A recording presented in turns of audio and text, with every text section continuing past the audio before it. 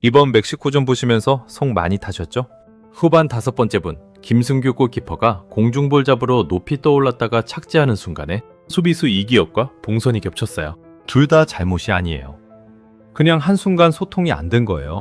공이 툭 흘러나왔고 로모가 빈 골문에 밀어넣었습니다. 전반 내내 그렇게 단단하게 버텼는데 딱 그 한순간이었거든요. 제 지인 중에 70대 형님 한 분이 있어요.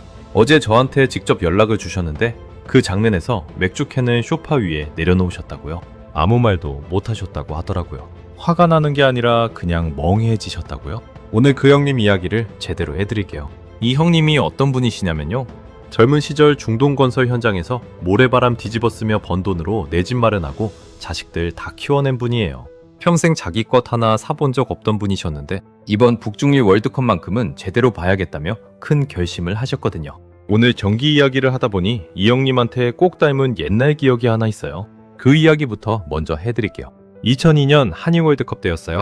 이 형님이 당시 막 나온 LG 50인치 평면 텔레비전 앞에서 20분을 서 계셨대요. 지금 돈으로 치면 몇 달 월급이 넘어가는 거금이었죠. 가려다 돌아서고 또 가려다 돌아서고 하시다가 마침내 카드를 꺼냈는데 긁는 순간에 손이 살짝 떨렸다고 하시더라고요. 평생 처자신 먹여 살리느라 내 것 하나 사본 적 없던 분이셨으니까요. 외송기사 두 분이 거실에 그 육중한 기계를 내려놓던 날, 저녁 형수님이 퇴근하고 들어오시더니 이게 뭐냐고 소리를 지르셨죠. 애들 학원비가 얼만데 쇳덩어리에 그 큰 돈을 처발랐냐고 등짝을 후려치셨대요. 근데 형님 얼굴에서 웃음이 안 지워지더라는 거예요. 거실 불 끄고 온 가족이 붉은 악마 티셔츠 입고 폴란드전 첫 승리를 지켜보던 그 방, 다들 얼싸안고 뛰었잖아요. 그때 우리가 왜 그렇게 뛰었는지 형님들 다 아시잖아요. 단순히 이겼다고 뛴 게 아니었어요. 평생 일만 하던 사람이 처음으로 내 집 거실에서 대한민국이 이기는 걸 봤다는 그 감정이었거든요. 그 한 달이 형님 인생에서 제일 행복한 시간이었다고 하세요. 그런데 그 행복이 텔레비전 화면 크기랑 비례했던 게 아니라는 걸 형님이 그때는 미처 몰랐던 거예요. 온 가족이 거실에 옹기종기 모여서 같이 숨죽이고 같이 소리 지르고 그게 행복이었던 거잖아요. 화면이 50인치여서 행복했던 게 아니라 그 앞에 모여있던 사람들 때문이었던 거죠. 형님들, 우리 어릴 때 동네에 컬러 텔레비전 처음 들어온 집 있으면 온 동네 사람들이 몰려가서 보던 시절 기억나시죠? 거실 한편에 번쩍거리는 자개장이 들어오면 그 집 가장의 성공이 동네에 소문이 났잖아요. 뇌종시계 하나, 양주 진열장 하나가 그냥 물건이 아니었어요. 그 시절엔 박치기왕 김희 선수, 레슬링도 마당에 모여서 봤잖아요. 홍상 깔고 수박 썰어 먹으면서 한마음으로 응원하던 그 끈끈한 낭만이 있었거든요. 텔레비전이 그 낭만의 구심점이었던 거예요. 이 형님한테 그 50인치 평면 화면이 딱 그런 존재였던 거예요. 평생 흘린 땀방울이 뭉친 훈장 같은 것이었죠. 그래서 이번에도 같은 마음이셨던 거예요. 2026년 북중미 월드컵은 더 제대로 봐야 한다고 이번엔 더 크게, 더 좋은 걸로 개막 한 달 앞두고 85인치 대형 텔레비전을 일시불로 긁으셨습니다. 설치기사님이 벽에 걸어주고 전원을 켜던 그 순간 거실 가득 퍼지던 쨍한 화면빛을 보면서 심장이 다 뛰셨대요. 스포츠 모드로 맞춰놓고 소리 키우니 경기장 함성이 거실 바닥까지 울리는 게 세상을 다 가진 것 같으셨다고요. 형수님한테 또 등짝 맞으면서도 실실 웃으셨다고요. 24년 전이랑 똑같이요. 소파에 딱 기대 앉아서 맥주 한 캔 따놓고 화면 켜면 푸릇푸릇한 잔디구장이 광활하게 펼쳐지는 걸 보면서 이거 하나면 남은 여생 더 바랄 게 없겠다 싶으셨던 거죠. 근데 막상 월드컵이 시작되고 나서 뭔가 달랐어요. 이번 북중미 월드컵은 현지 시차 때문에 경기가 한국 시간으로 아침 10시에 열리잖아요. 2002년 때를 한번 떠올려 보세요. 광화문 광장이 온통 빨간 옷으로 물들었잖아요. 아파트 단지 전체가 대한민국을 외쳐서 베란다가 흔들리던 그 뜨거운 여름이었죠. 그런데 이번엔 아침이에요. 조기 축구의 후배들한테 형님이 전화를 돌리셨는데 다들 각자 집에서 보겠다는 거였어요. 태블릿이나 스마트폰으로 편하게 본다면서요? 치킨의 생맥주는 내가 다 쏜다고 하셨는데도요. 내 돈 내고 산 85인치 앞에 혼자 앉아 있으려니 이 거대한 화면이 갑자기 거실의 무거운 짐처럼 느껴지기 시작하셨다는 거예요. 심지어 아파트 층간소음 단톡방에 아침부터 축구 소리 너무 크다는 글이 올라왔대요. 볼륨을 낮추고 베란다 문까지 닫고 보셨는데도 그 눈치를 받으니까 서러움이 왈칵 밀려오셨던 거죠. 2002년 그 거실엔 온 가족이 있었거든요. 지금 거실엔 혼자예요. 그 차이가 85인치 화면 크기를 아무 의미 없게 만들어버린 거예요. 그러면서 거기다 몸이 예전 같지 않다는 걸 이번에 더 뼈저리게 느끼셨거든요. 화면이 워낙 크고 화질이 좋다 보니까 오히려 눈이 금방 침침해지시더래요. 선수 등번호가 흐릿하게 보이고 빠른 역습에서 공이 어디로 튀는지 눈으로 쫓기가 버거워지셨대요. 결국 해설 목소리에만 의존하게 되셨는데 그러다 보니 미세한 판정이나 심판 위치 같은 건 다 놓치게 되신 거예요. 억울한 장면이 나와도 내가 제대로 못 봤으니까 더 억울하기만 한 거예요. 오늘 경기를 한번 같이 돌아볼게요. 형님이 볼륨 낮추고 베란다 문 닫고 혼자 보시면서도 우리 선수들이 뭘 하고 있었는지 제대로 느끼셨으면 해서요. 전반전은 솔직히 우리가 밀리지 않았어요. 양팀이 신중하게 경기를 운영하면서 전반 45분 동안 기대 득점이 양팀 다 0.1일씩이었거든요. 기대 득점이라는 게 쉽게 말하면 그 경기에서 쌓인 슈팅 기회들이 평균적으로 몇 골이 나올 만한 수준이었냐를 숫자로 나타낸 거예요. 0.11이면 양팀 다 결정적인 공격 기회가 거의 없었다는 얘기고 그만큼 팽팽했다는 거예요. 멕시코는 이번 대회 개최국이에요. 경기가 열린 과달라하라는 멕시코 안방이나 다름없는 곳이거든요. 과달라하라 지역 클럽 선수만 5명이 멕시코 대표팀에 포함됐어요. 관중석이 온통 녹색 유니폼으로 물들었고 함성 소리가 어마어마했을 텐데 우리가 그 분위기에서 전반을 0대0으로 버텨낸 거예요.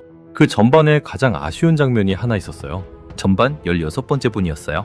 이강인이 페널티 박스 안으로 침투하는 손흥민을 향해 정확한 침투 패스를 찔렀거든요. 손흥민이 멕시코 골키퍼가 앞으로 나온 걸 보고 키를 살짝 넘기는 로빙 슈팅을 시도했습니다. 공이 골키퍼 키를 살짝 넘어서 골문으로 향하는 순간에 에드손 알바레스가 골문 앞에서 오버헤드 킥으로 걷어냈어요. 그리고 이후 옵사이드 판정까지 나왔어요. 이 장면이 한국이 전반에 맞이한 가장 결정적인 기회였어요. 이강인은 이 패스 하나만 잘한 게 아니었어요. 오늘 이강인이 얼마나 뛰었냐면요. 경기가 끝난 뒤 통계 매체 풋무비 발표한 이강인 기록을 보면 패스 성공률이 88%였어요. 총 56번 패스를 시도해서 49번을 성공시킨 거예요. 기회 창출 3회, 크로스 성공률 100%, 한국 대표팀 최고 평점 7.2를 받았거든요. 체코전 선발로 나와서 이번에도 풀타임을 뛰었어요. 전반엔 공격 지역에 있다가 수비 상황에서는 김민재 수비 라인까지 내려와 전개의 출발점이 됐고 다시 전방으로 올라가 연결고리 역할을 했어요. 멕시코가 거친 태클로 이강인을 집중 견제했는데도 그 압박을 다 버텨내면서 뛰었거든요. 수비진 이야기도 빼놓으면 안 돼요. 지난 남아공전 개막전에서 멀티골을 넣으며 경기 최우수 선수로 뽑혔던 퀴뇨네스라는 멕시코 공격수가 있어요. 이 선수를 이한범이 오늘 거의 완벽하게 지웠거든요. 퀴뇨네스가 내려갈 때마다 이한범이 적극적으로 따라붙어서 공을 빼앗았어요. 그러면 이한범이 전진할 때 생기는 뒷공간을 김민재가 특유의 수비 능력으로 커버했고요. 퀴뇨네스는 별다른 활약을 못하고 후반 39번째 분에 교체 아웃됐어요. 멕시코 최전방 에이스를 사실상 지워버린 거예요.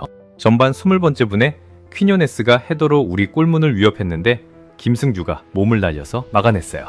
그 장면 보셨죠? 그게 김승규의 오늘 경기 실력이에요. 그 선수가 후반 5번째 분에 공중볼을 처리하다가 이기혁과 동선이 겹친 거예요. 경기 내내 잘하던 선수들한테 딱 한순간 소통이 안 된 거예요.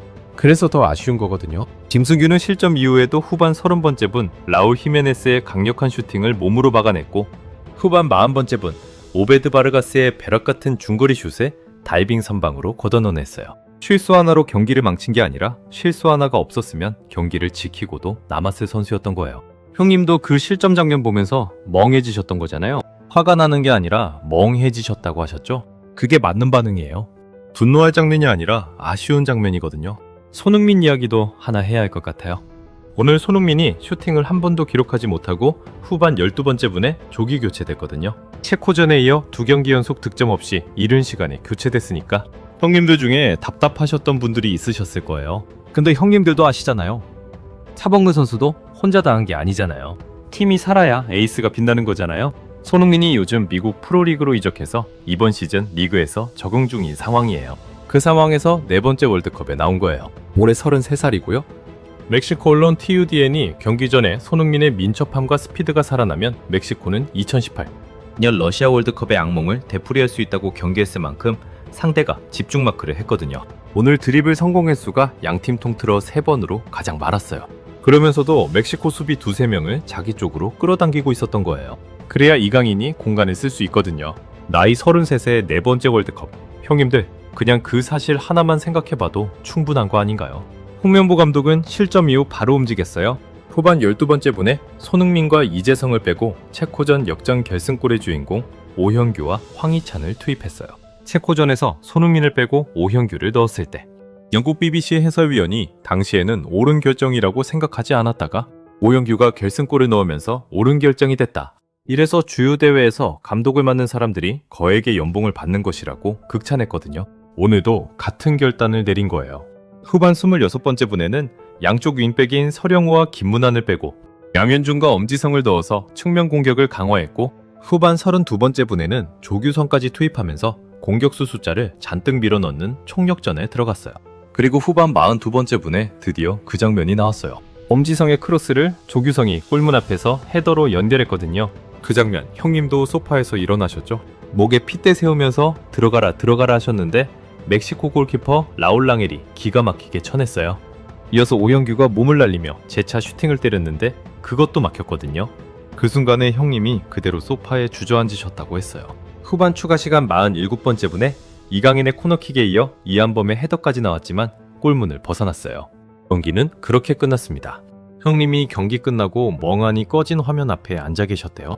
올해 2002년에 그 50인치 앞에서 온 가족이 얼싸안고 뛰던 기억이 떠올랐다고요. 그때랑 지금이랑 우리 선수들 응원하는 마음은 하나도 안 변했는데 거실은 너무 달라졌더라고 생각하셨다고요.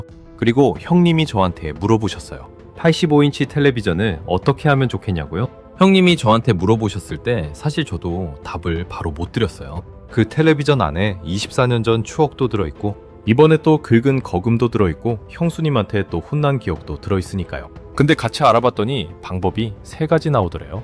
첫 번째는 중고거래예요. 요즘 당근마켓이나 번개장터 같은 앱에 사진 찍어서 올리면 비슷한 모델 가진 사람들이 연락이 와요.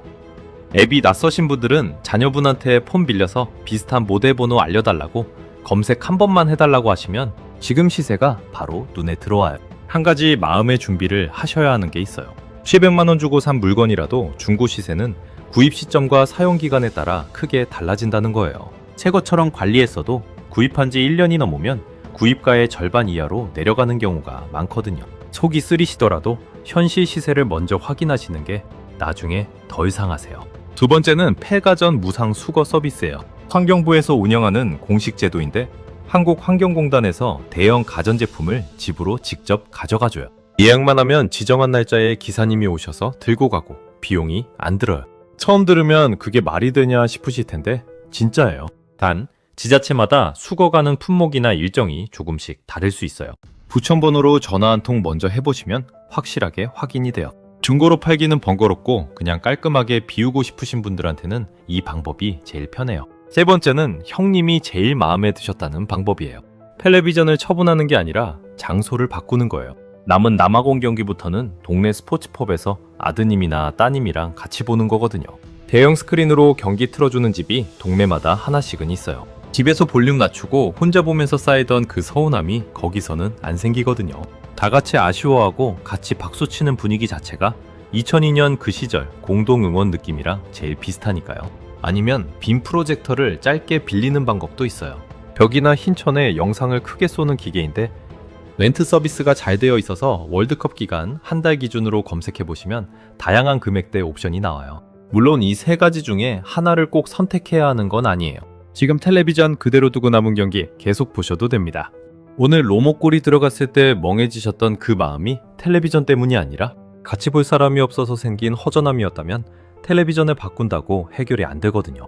여기서 드리는 이야기는 어디까지나 정보 제공이에요. 가전 처분 방법이나 수거 서비스는 거주하시는 지역이나 상황에 따라 다를 수 있으니 직접 한 번 더 확인하시는 게 맞습니다. 승점 이야기 잠깐 할게요. 한국은 지금 1승 1패, 승점 3으로 조 2위예요. 멕시코는 2승으로 승점 6이 됐고요. 체코와 남아공이 나란히 1무 1패, 승점 1위예요. 오는 25일 남아공과 3차전을 치르는데 비기기만 해도 조 2위가 확정돼요. 이기면 조 1위도 가능하고요. 만약 2위로 조별리그를 마치면 P조 2위와 29일 미국 LA에서 32강전을 치르는 거예요. 3위로 내려가면 독일이 있는 조나 벨기에가 있는 조 1위와 맞붙어야 해요. 그러니까 남아공전 한 경기면 돼요. 우리 손에 아직 다 쥐어져 있어요.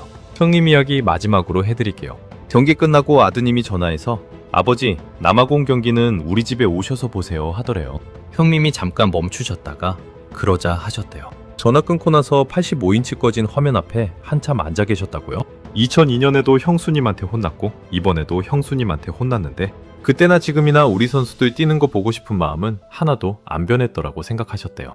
그 마음이 아직 살아있다는 게 오히려 다행이라고 하시더라고요. 형님들, 오늘 경기 보시면서 어떤 장면이 제일 아쉬우셨나요? 아니면 그래도 우리 선수들한테서 뭔가 느끼셨던 장면이 있으셨나요? 댓글에 편하게 남겨주세요. 오늘 진 거 압니다. 근데 형님들 아시잖아요. 우리가 제일 뜨거울 때가 등 떠밀린 순간이라는 거. 형님들 곁에 있고 싶어서 이 영상 만들었어요. 남아공 경기도 같이 봐요, 형님들. 구독 눌러주시면 함께 응원하겠습니다.